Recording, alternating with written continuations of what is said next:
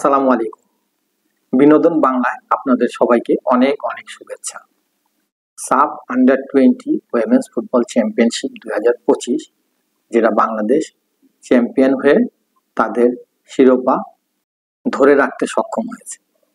এই টুর্নামেন্টে বাংলাদেশ নারী ফুটবল দল তাদের সবকটি ম্যাচে জয়লাভ করছে এবং সবচেয়ে মজার বিষয় হচ্ছে যে কোচ পিটার বাটলার যে 23 জনের যে একটা স্কোয়াড নিয়ে মাঠে নামছিলেন, সেই 23 জনের স্কোয়াডে 23 জন প্লেয়ারকেই সে খেলাতে সক্ষম হয়েছে এবং এটা একটা নজিরবিহীন সিদ্ধান্ত ছিল তার।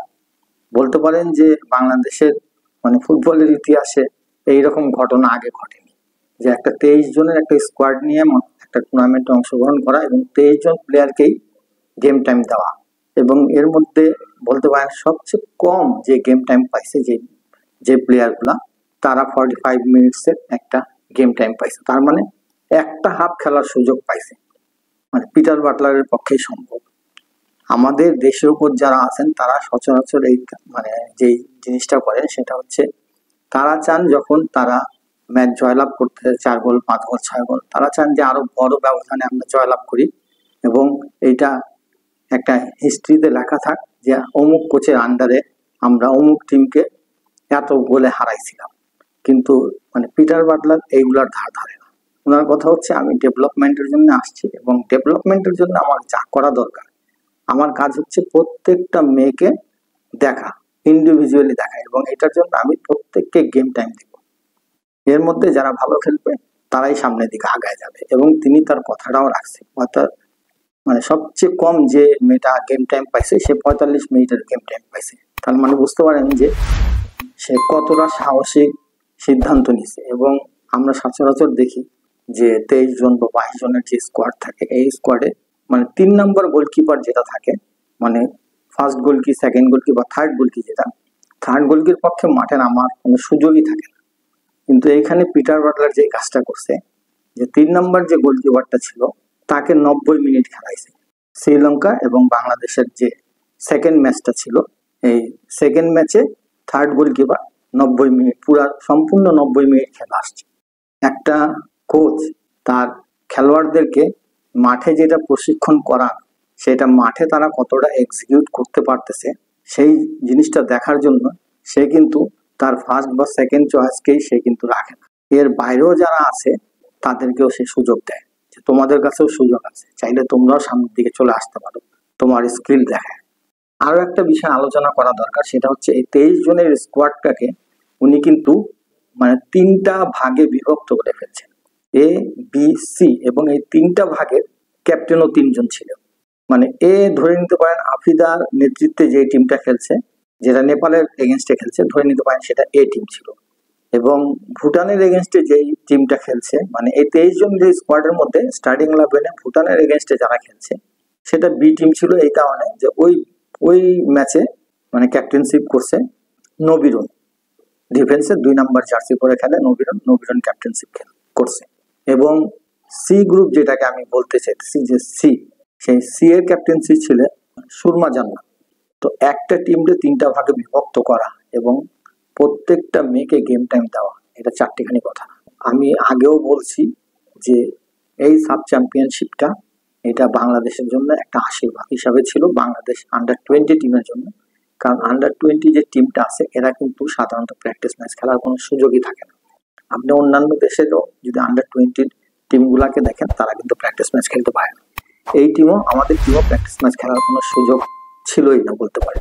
তো আমাদের কিন্তু অগাস্টের 6 তারিখ থেকে আরেকটা টুর্নামেন্ট সামনে আছে, যেটা হচ্ছে গিয়ে AFC women's under-20 qualifying tournament. এবং এইটা ঠিক আমাদের মেয়েরা যেমন, সিনিয়র মেয়েরা যেমন এএফসি কোয়ালিফাই করছে, এটাও সেই একই tournament, AFC under-20 qualify. 8টা group করা হয়েছে এবং 8টা গ্রুপের মধ্যে বাংলাদেশ আছে এইচ গ্রুপে।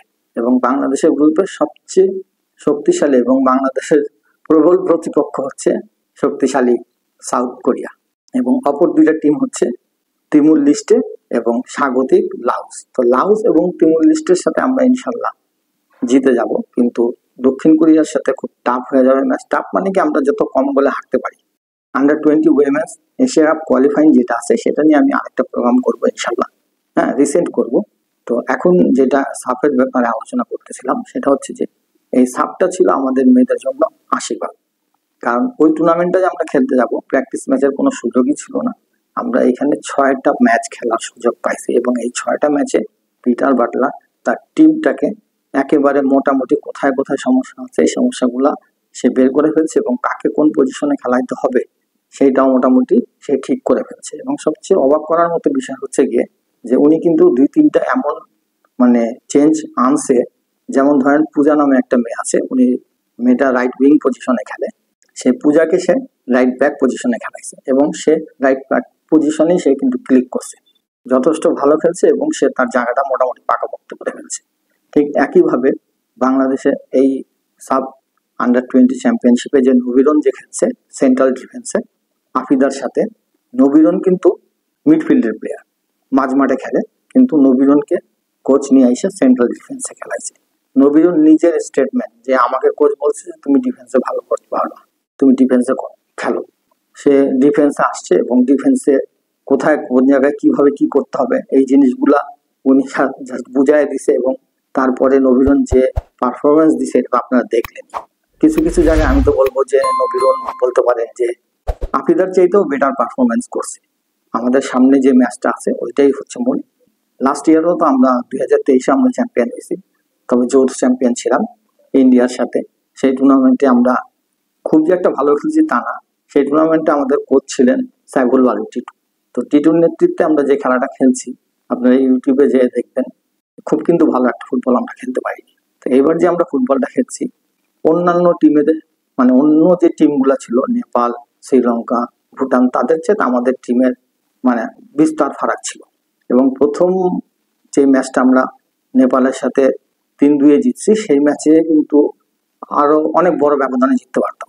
কোচ মানে 3-4টা প্লেয়ার তুলে ফেলছে এবং শেষ মুহূর্তে ওই সুযোগটাই নিয়ে নেপাল কামব্যাক করছিল, কিন্তু যাই হোক আমরা শেষ মুহূর্তে আবার জয় নিয়ে মাঠ ছাড়তে পারছি। তো ওই জায়গাটাই অনেকে মনে করছে যে নেপাল এবং বাংলাদেশের মধ্যে ফাইনাল ম্যাচটা খুব ক্লোজ হবে, কিন্তু আমি আগেই বলছি যে না, আমরা অনেক বড় ব্যবধানে জিততে পারতাম।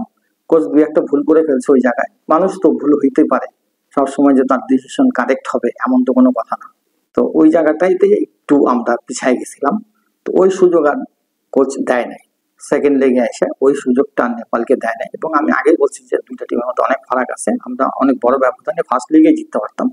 সেই কথাটা আমার কথাটা অনেকটাই সত্যি হয়ে গেছে, কারণ সেকেন্ড লিগে এসে আমরা 4-0 গোলের একটা বড় ব্যবধান জয়লাভ করছি এবং বলতে পারি স্টেট ভিক্টরি এবং পরিষ্কার ব্যবধানে আমরা জয়লাভ করে চ্যাম্পিয়ন হয়েছি।